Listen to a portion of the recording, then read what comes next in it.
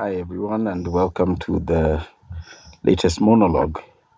Today, it's another lesson in joining the dots, but taking a slightly different track. Today, I want to talk about sports, and I'm a sports fan, and I follow lots of different sports.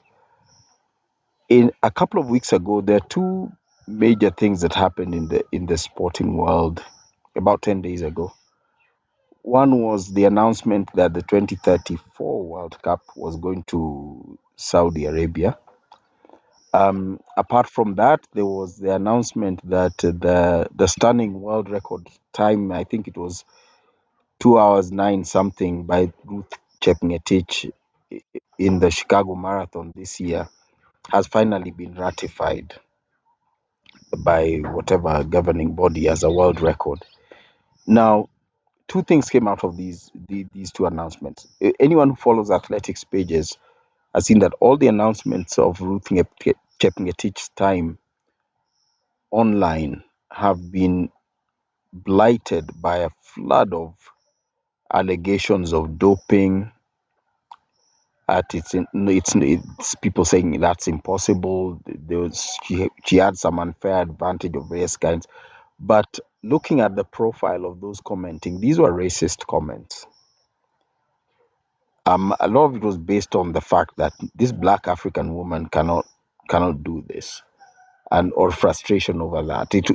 It wasn't received with the same adulation that those who followed sports for marathon running for a number of years would have seen the huge adulation, including national honors that came with when Paula Radcliffe broke the record also very couple decades ago or something. But this has become quite normal in sporting circles. And I'll go back also to the announcement of the World Cup being awarded to Saudi Arabia in 2034.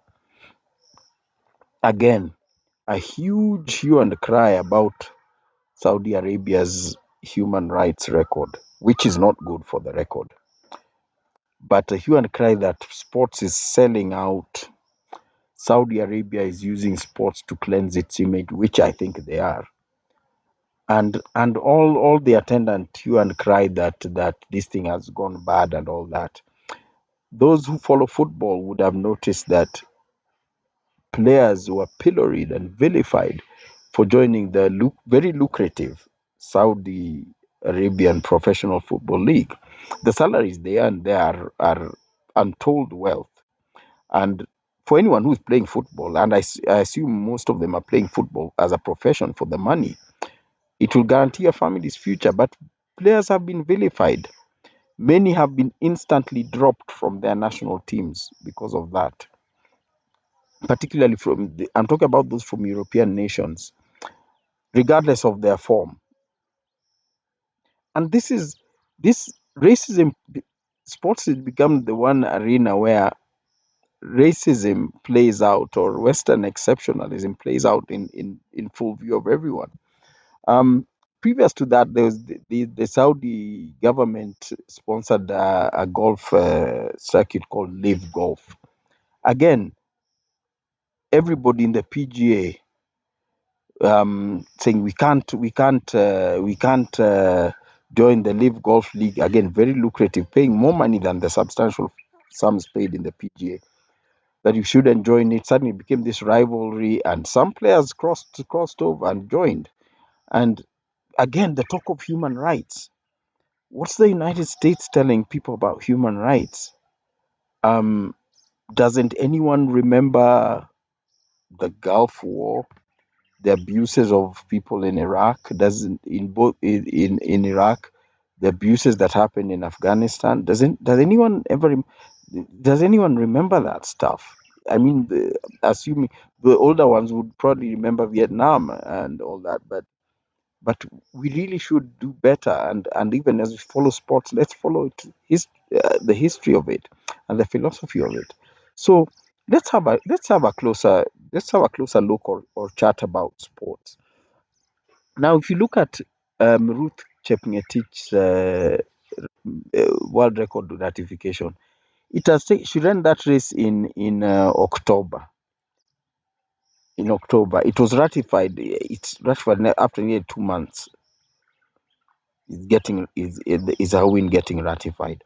I'm not sure what's going on for 2 months. Drug testing doesn't take 2 months, but during the 2 months, it has given space and time for all the vilification and hateful speech and wrong allegations to really take to the fore. Before Ruth Chepngetich, there was the world record holder was an Ethiopian lady, Tigist Asefa. She actually ran the world record time in September.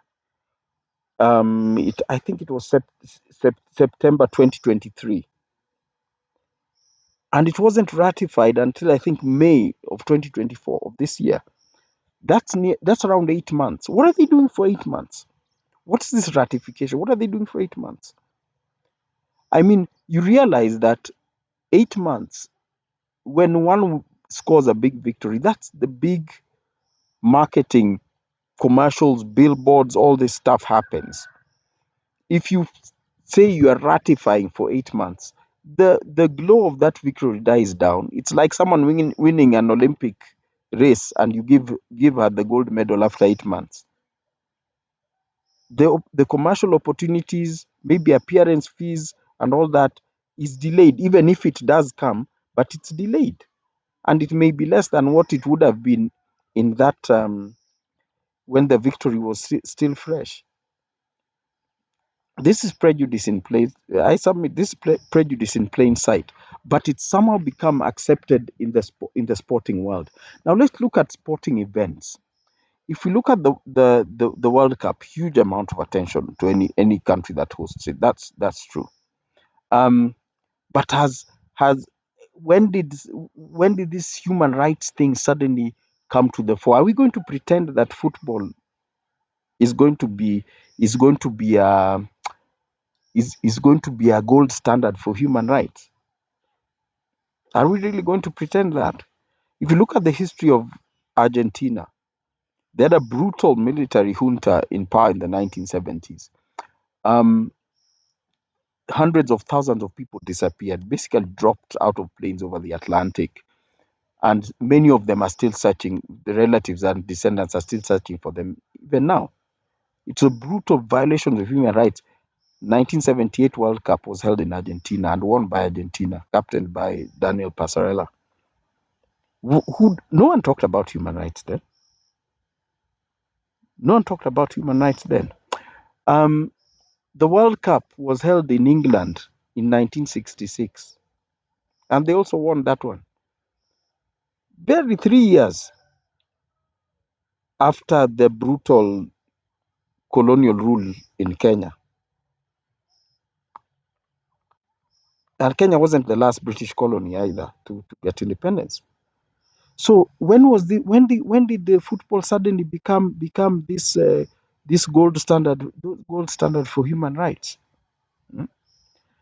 If you We can also look at another previous.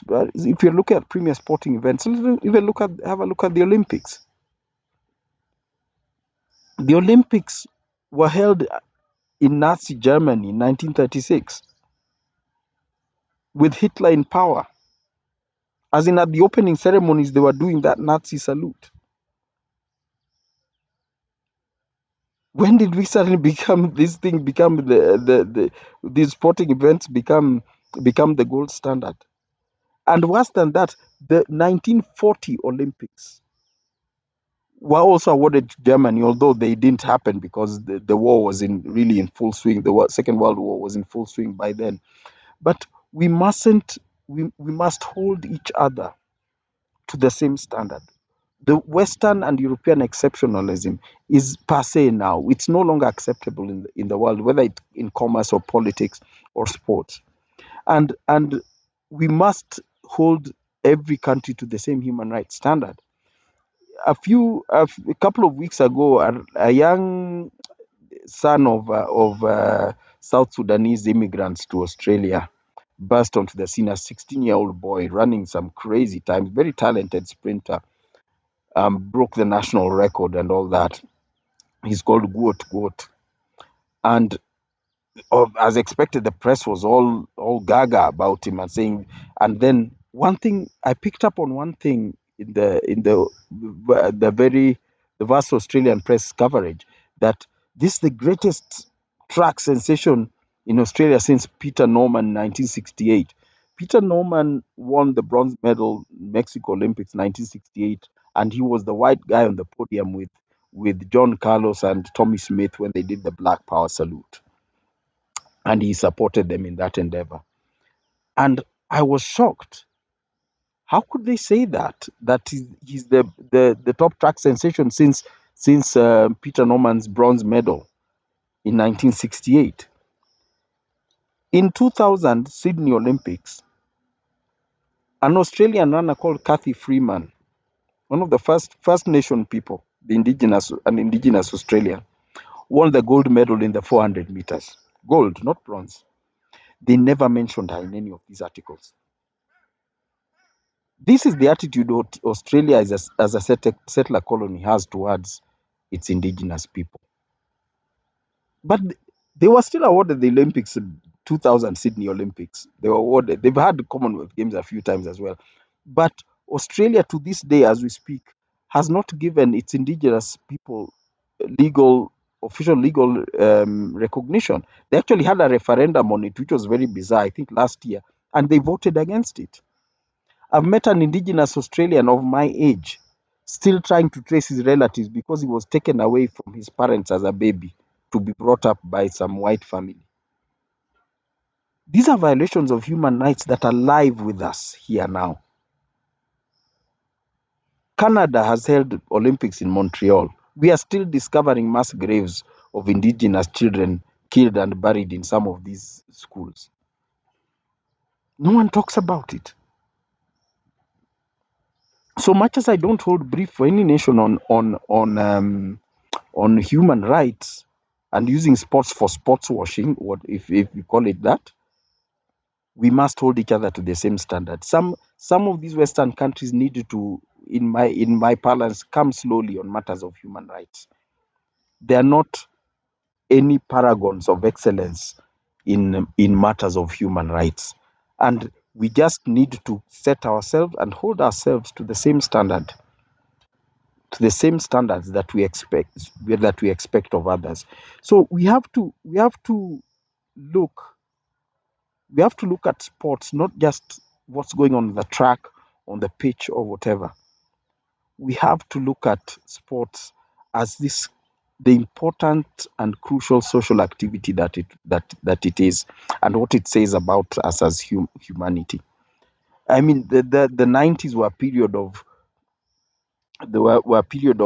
the United States being at war in the Middle East, with deaths of a few million Arab people in Iraq and other places. And two premier sporting events occurred in the US in the 90s: Football World Cup USA 94, um, Olympic Games Atlanta 1996. And I've not looked up. I don't follow Winter Olympics, but I'm sure Winter Olympics have been held in some of these nations as well. And if we look at human rights records, how come in sport there's never any there's never any talk about about Germany's human rights record? I mean, and I'm talking back from the days of the Nazi Party, because this is history. It happened. But no one's ever referred to that in the instances when Germany has hosted major global sporting events. So we have to think about that when we have the Olympics in Paris. One needs to go to West Africa to see the kind of oppression France has meted out on those nations. Some are just breaking free from them in the last couple of years. So if we are going to embrace sport as human endeavor that's meant to build bridges between societies, let's not have double, triple, and quadruple standards around the behavior of people who host sporting events, because that is we are going down some kind of pretty dark hole. If I feel like asking those nations, like, do you really want to talk about this? And the thing is, over the years, sport has gone ahead from mere pastime or recreation into a heavily commercialized activity. Money has gotten into it. We can't, that is undeniable. Money makes it move, money pays the athletes, money builds facilities, and often money even solicits hosting rights. So, and this started in the West. The West is where sport became really commercialized. They led down that commercializing and professionalizing sport, which is fine. But now that they've commercialized it, I think you need to sit up, be quiet, and listen to those who have the money. Now that you made it about money, there are people who have money, and there are people who may have more money than you, and you'll need to listen to them and stop bringing up other issues when you cannot compete, or when you feel that the money they put on offer is unbeatable. Then we start bringing other things like human rights. Human rights are important, they're crucial to everyone on earth, but they must be applied equally to all human beings. So let's keep an eye on our sports stars. And I'm very disappointed in the shabby manner in which Ruth Chepngetich has been treated. And Kenya Ministry of Sports said nothing. Kenya Amateur Athletics, NOC, whatever, they said nothing, and they've said nothing thus far. And she has been treated very shabbily. However, congratulations to her, and let them keep winning. But those of us who follow sports, keep an eye on these things. A lot of these prejudices that are now hidden in politics, in trade, in diplomacy, still exist in sports. Keep an eye on it, and keep an eye on where our rights should be.